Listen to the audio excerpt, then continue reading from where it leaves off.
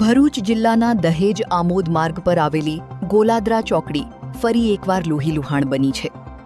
વહેલી સવારે થયેલા ભયાનક માર્ગ અકસ્માતમાં ટેન્કર અને બાઇક વચ્ચે જોરદાર ટક્કર થતા બદલપુર ગામના વિનોદભાઈ વસાવાનું ઘટના સ્થળે જ કરુણ મોત નીપજ્યું હતું. અકસ્માત એટલો ભયંકર હતો કે મૃતકને માથાના ભાગે ગંભીર ઈજાઓ પહોંચી હતી અને વધુ રક્તસ્રાવ થવાને કારણે તેમનું સ્થળ પર જ મોત થયું હતું.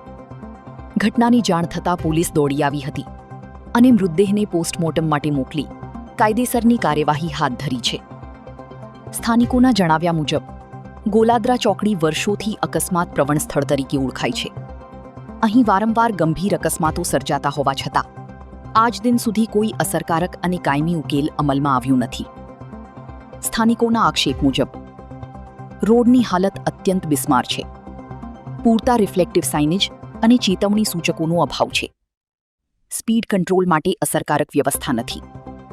માર્ગ સલામતીના જરૂરી માપદંડોનું પાલન થતું નથી. આ બેદરકારીના કારણે એક પછી એક નિર્દોષ લોકો પોતાના જીવ ગુમાવી રહ્યા છે.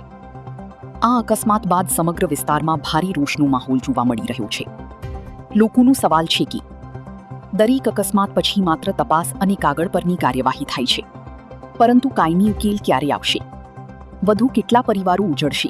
પછી જવાબદાર તંત્ર જાગશે? ગોલાદરા ચોકડી પર વારંવાર બની રહેલા જીવલેણ અકસ્માતો હવે માત્ર સ્થાનિક સમસ્યા રહ્યા નથી, પરંતુ રાષ્ટ્રીય માર્ગ સલામતી સાથે જોડાયેલો ગંભીર મુદ્દો બની ગયા છે.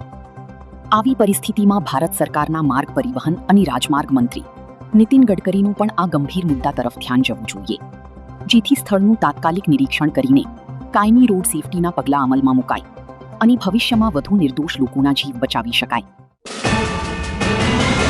YouTube પર K&K મીડિયા નેટવર્કને સબસ્ક્રાઇબ કરો, ફેસબુક અને ઇન્સ્ટાગ્રામ પર ફોલો કરો અને દરેક પોસ્ટને લાઇક અને શેર કરવાનું ભૂલશો નહીં.